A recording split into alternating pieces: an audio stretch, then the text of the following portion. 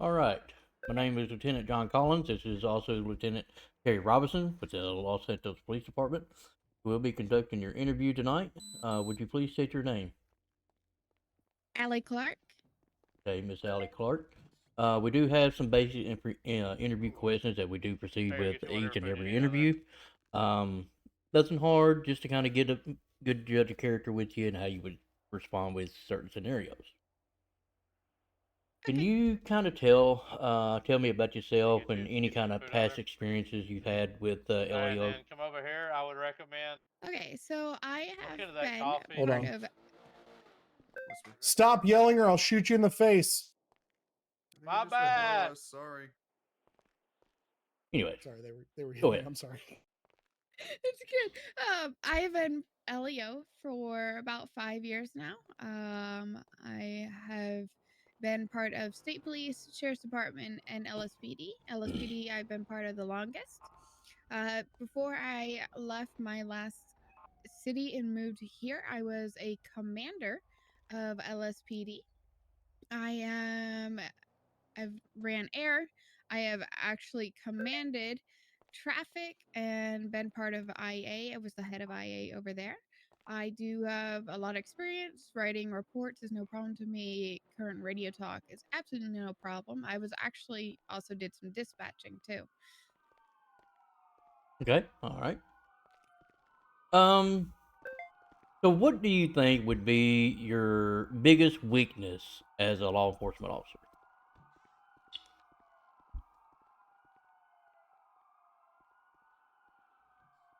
Um, I mean, I really don't have problems with a lot because I've worked on a lot of it. Mm-hmm. Occasionally my driving once in a while, but that's just if I'm having an off day. Yeah, that happens a lot. Don't worry about it.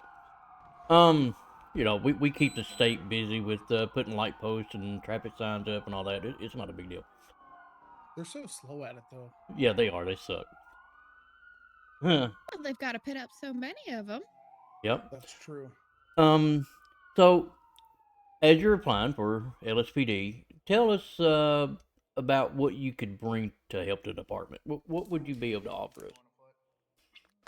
Stop running.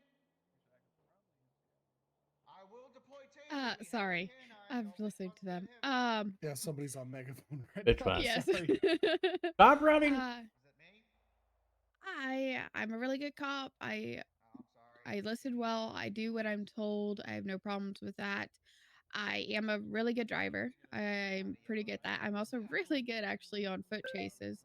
I don't normally carry a taser with me, Mhm. so I can catch them just by myself. I don't use a baton. I can get them tackled down and get them caught without having to use extra violence or force. Okay. I am good at negotiating and talking with people, trying to listen to them and let them talk, see how we can get the hostage out safety if there's a hostage or whatever might be going on. Okay. That's good. Um, what would you think is the most important asset for an LEO? Yoga Having good pants. what was that? Nothing. Having good communication with everybody, really. Your coworkers, She's fucking hired. your She's fucking hired. What was your the one thing I said at our command hostages, meeting today? Okay, go ahead. your hostages and your criminals. You want to have a make sure to have a good communication with them and have a good standing. You not want to be one that's always hated every time you showed up. Okay. What currently motivated you to apply for the position with LSPD? Well, as I said, in my last city that I was in, I um sorry, I got a little distracted. You're No, fine. you're fine. I was part of I know you got LSPD distracted and because you said the previous city you were in your playground. So go ahead. oh, the previous playground I Yes, was yes. in, Mm-hmm. I was part of LSPD. I was part of LSPD there for 2 years, and I fell in love with being a city cop, not being out in the county or state that goes everywhere. I love being able to be in the city, being up close with people, and that's why I wanted to go back to being an LSPD cop. Okay. So we talked about your weakness, okay? And I know everybody kind of has a weakness, whether it's driving, whether it's I don't. whatever. Um, what would you think would be your greatest strength as a LSPD officer? Well, I'll say my greatest strength is also my kind of my weakness because, like I Hmm. was saying, like I'm a really good driver and I'm pretty dang good at driving. Some days I do have my off days, where it's where my weakness comes from. But I can normally stay in a chase quite well, and also communicating. I know it's just two, but it's communicating with people, trying to get them calmed down and get the situation going right. Okay, yeah. All right. Now, what kind? uh, If once you're accepted and Hey, you go through your officer academy that's and talking everything about like getting that, in trouble, you're on your megaphone. um, what would your availability be? Would you have like be able to meet like a certain requirement for hours per week, Still on or your do megaphone. you Hey have guys, issues we're with in an that? interview right now. Can you double check somebody's on a megaphone? Okay, you're good. I just wanted to Oh make yeah, sure you knew meeting it. my hour You know, requirements won't be no problem. if you Okay, weren't on great, Trey, you'd be awesome. some beans out here spilling. Might I ask what those actually are? Uh, 47 hours a week. yep. Plus overtime, no Yes. commission. None. All right. You get to carry a gun. I mean, Wouldn't I be might that. fall asleep in the car on that, but I'll do my best. Right, we take naps every night, and it's all right. Um, no, it's usually 6 hours is usually what the time is. Oh, if that's it, that's Yeah. absolutely no problem. I'll probably be way Now past that. once if you get up to a command position, a sergeant plus, or actually if you get into anything over sergeant, it's 10 hours. But corporal and sergeant is 8 hours. High command is 10. Okay. So just to kind of let you know about that. Any questions or comments or concerns so far? No. All right.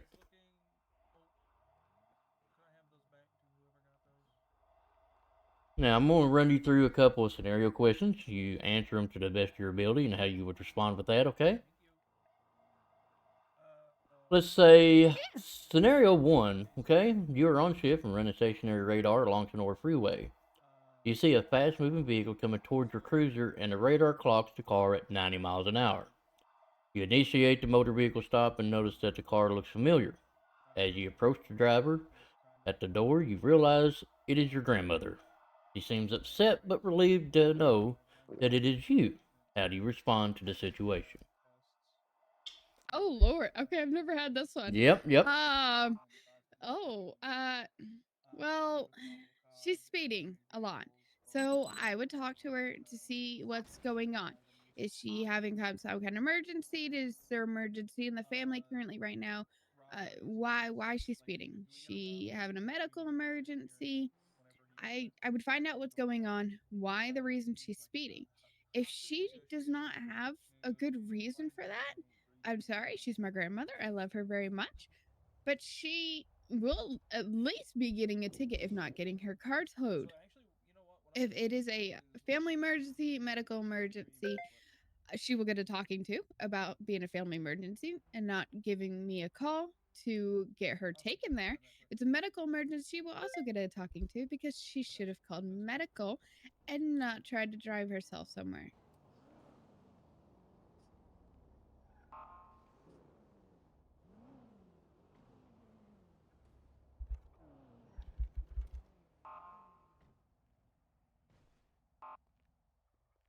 All right. Well, okay. No, you're good. So good answer. I like it. Everybody's answer to that is very different, and I like it. And it's the one reason why I ask that because I get a different view each and every time I ask that question. So we're gonna move on to another scenario two here. All right. Um, let's say upon arrival of reported break-in, you identify the suspect attempting to break through the front door with no visible weapon. Okay. You attempt to make several verbal commands to surrender and have them put their hands up. However, they ignore all attempts and lawful orders. What level of force would you use and how would you proceed with that situation? if they are refusing to get on their knees and put their hands up so I could put them in cuffs, just to put them in temporary custody while I investigate things, and they do keep on refusing, I would warn them that I would have to use my taser. I would be taser, taser, taser if they did not respond to me, and they would get tased and then put in handcuffs. Yeah, so now you have in the drop downs, I just changed it. You do Okay. have Greenwood for the drop downs for responsible FTO. Now, let's say, let me think here.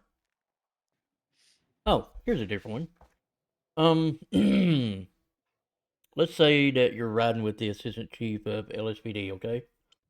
When you respond to a drug sale on the south side, when you arrive, you see a positive handoff, meaning you see a visual handoff. You go to make contact with the individual that starts to run.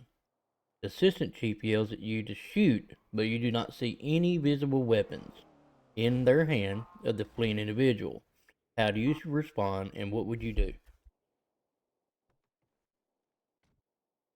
I mean, I've been given an order by my assistant chief, but I couldn't see myself going through with it. If he does not have a visible weapon and he's not actively pointing at me or the assistant chief or trying to hurt us, there is no reason to shoot him. It's easy enough to get him chased down, call in for more units to get help with backup. I would sadly be disobeying my assistant chief's orders, and I would not be shooting. Okay. My So, question: do you know the case law on that, by the way? mm-hmm. No. Yeah. I'll be Oh, honest. No. damn it! Oh, I've been you bragging you up. And you, epic fail. I'm sorry. I don't. it's all I need right. to- No, I it's need to eat. Hold on. it's Tennessee versus Garner. So we use case law here, which we can walk you through that. So if cases go to court, things like that mean something. So Tennessee Yep. versus Garner is a U.S. court case that basically is the authorization of lethal force. So in that I've already instance, been told it many times, just never used it. gotcha. So yeah, that's the one that, like, if you've got somebody that's running away from you that's like saying a bunch of hateful shit and is gonna like beat your face and all that, but he doesn't pose like a threat as far as lethal wise, and he's running away, you don't have the authorization to use lethal force. However, if you've got somebody that's got a gun in their hand and they give you enough reasonable suspicion to think that, or probable cause, I'm sorry, to be a threat to the public, and they're running away with a gun in their hand and they're running towards the general public, in that instance, if your assistant chief said shoot him, you're legally authorized with case law to shoot him. But if he doesn't have a gun in his hand or doesn't pose a threat to the public or yourself, you don't. That's Tennessee versus Garner. Right. You'll have plenty of time to learn on those. Like that, I know from what you've learned where you've been, you know the gist. You answered it right. You just don't know the actual name of the case law. So I just That's wanted no to ask to biggie. see if you knew what it was. Yay, more knowledge. Yay! You knew the answer, which is the good thing. Don't listen to your commanding officer because that's not the right answer. But yeah, sorry, Collins, take over. No, you're fine. Let me ask you this, okay? If you were being shot at, and this is going to be an offbeat question now, what song would be playing as your pump up song and why? Everybody. Oh God. Yeah. Rock your body. Sorry. I don't have a clue. Let the bodies hit the floor. Yeah, that's a good one. That's a good one. Shoot. Yeah, think about it now. You are my fire. Come on, John. The one Negative. desire, believe. I mean, I think I have to go either the classic Staying Alive or Golden. That's a good choice. Yeah. Okay, I can dig that. Yeah, all right. All right, this is a very, very important question, okay? There's two parts of this question, so try to answer it as best as you can. If you were a muffin, okay? If you were a muffin, what kind of muffin would you be? I would be the Muffin Man. If I was a muffin, Mm-hmm. a chocolate chip muffin, of course. Oh, that's the Or- worst Oh one. no! All right, this is concluded. Or triple chocolate chunk What? muffin. Triple chocolate chunk. Okay, How do we why? get away Why? from fucking blueberry? Yeah. I A like simple chocolate. blueberry fucking muffin. I like chocolate. Okay. So here's the second part. All right. If someone stole your double chocolate muffin, what level of violence do you use to get the muffin back? I mean, really, it depends on how hungry I am, how Mhm. mad I am, how annoyed I am at the time. If I'm mad and I'm hungry and you just took my muffin, yeah, I hope you love. Let's say living it's your 10 feet last under the muffin ground. that you have. No, I not hope just that. you The like last muffin living that could ever 10 be made in feet. human Mhm. existence. Yeah, I hope you like living 10 feet under the ground forever. Yeah, give them the nines. You don't mess with my food. Just don't mess with a woman's food. That's plain and simple. All right, last question. And there's not really a really answer, but there is. So, in your own words, can you explain what fruit from the poisonous tree means in terms of the law? Fruit I from the love that question. poisonous tree Mm-hmm. from the law. Yeah. Like, are we talking like from us lost point or like criminal wise? Well, us. from us. I mean, okay, so what I kind of get out of that is don't take the fruit because means you're a bad cop. Means you're being a dirty cop, you're not being right, you're helping criminals, which you shouldn't do. We put on that badge to protect and serve, not be dirty criminals.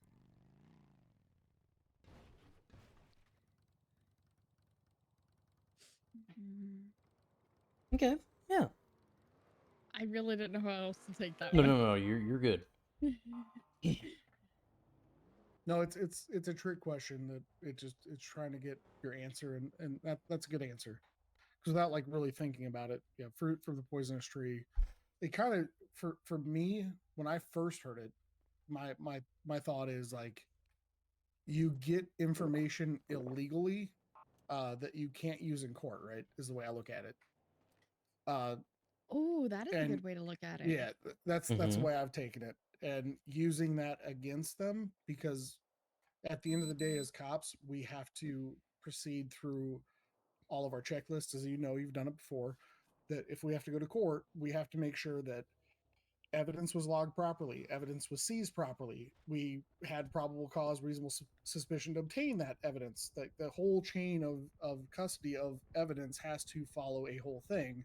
So the fruit of the poisonous tree to me is you break into somebody's room without a warrant, or you don't have a reason to pull somebody over and then you see they have drugs in their car, like things like that's kind of to me for the poisonous tree that I always kind of thought of, but there's a ton of different interpretations of it. Yeah, there very much is. Mhm.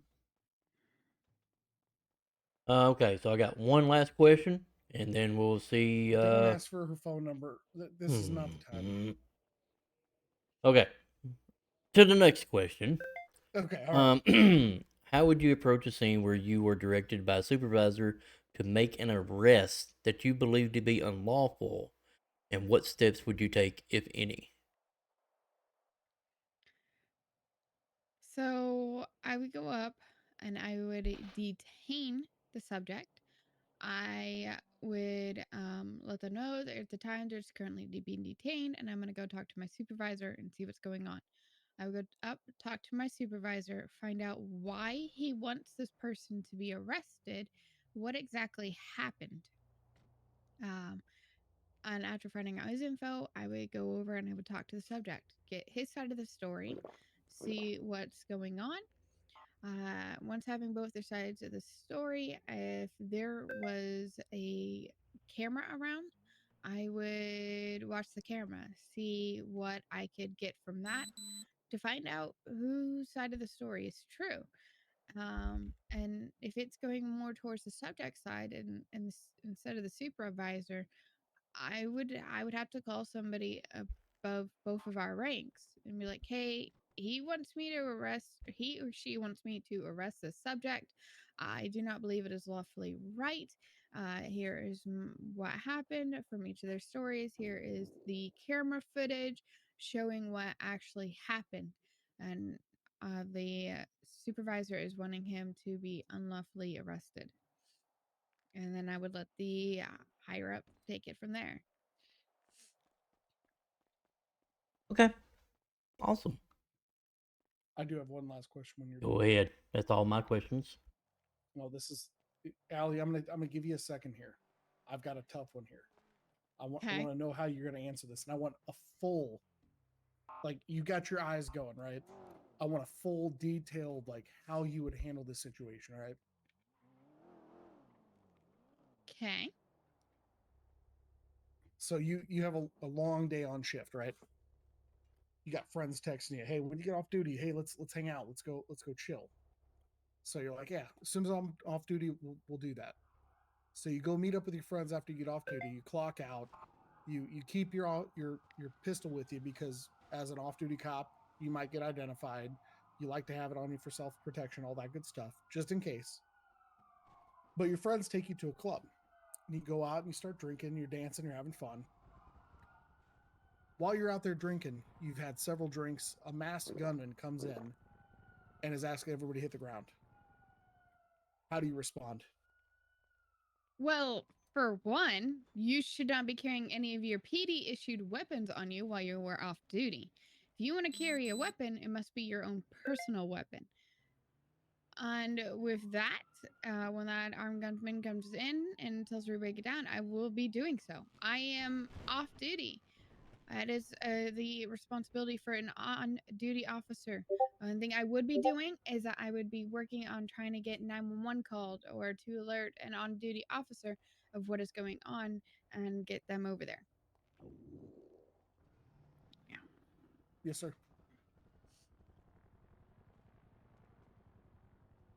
All right, 10-4. I'm sorry. I'm in an interview. Cool. Awesome.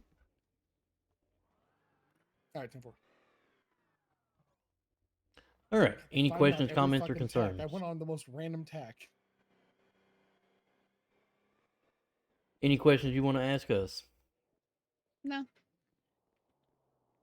Any concerns that you might want to address or may think? I mean, No. we're pretty laid back. We do our job. Speak for yourself. Okay, I'm laid back unless I don't have to be. No, we all are. Yeah. Uh, Yeah, that's one thing, Allie, you'll like about us. Like Hogan, I'll tell you from a lot of the people I've had in high command, he's chill. He's our chief. We really we try to give people as much leeway as they can to be the cops they want to be. If we see things that are going in a way that are like negative towards the image of what we're trying to portray, we'll talk to them. But we give a lot of benefit of the doubt. So you're going to have no issue because I know you're going to have your eyes on most of the time. So you're going to have that benefit of the doubt that's going to protect you all the time. That will have that to defend you on what you do. Um, like I said, I've seen you before. You do a great job with your public relations, and that's honestly something we need a lot of here because there's not a lot of. I apologize because you're gonna cringe when I say this. There's not a lot of bridging the gap here with a lot of people, which we're working on to try and get that connection between the people here in the city and us, because we do have people here that they just won't allow that bridge to be gapped, no matter how much. Like Collins knows this. No matter how much we try to extend that olive branch, it isn't going to happen with some people. So I give that warning to you that you're going to have those that they're going to be willing to listen to you, and there's going to be those that just gonna have to walk away and just know it's a battle you can't win. But you just do your best to leave the best impression you can, so that maybe one day we can. But I mean, I think if you keep on trying to have good interactions with them, even if they don't want to talk to you at first and they just want to run or shoot, I think eventually you always keep on being nice to them and you show them that you're not really there to hurt them or be mean to them, that they'll talk to you. Yeah, It'll take and time. Collins will back me up on this. In a lot of cases, for what we've experienced, is you kind of have to be that asshole dad quite a few times, or asshole mom that has to come down on them kind of hard to tell them why they fucked up.